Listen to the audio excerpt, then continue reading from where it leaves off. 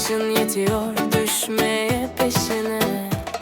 Rüzgar saçlarında şarkı söylüyor, kalbim adını her atışta anıyor.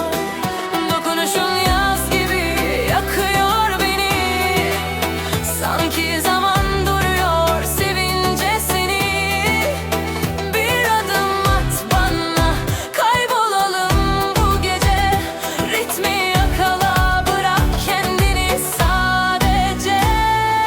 Kalbim seninle dans ediyor, gece bizimle nefes alıyor.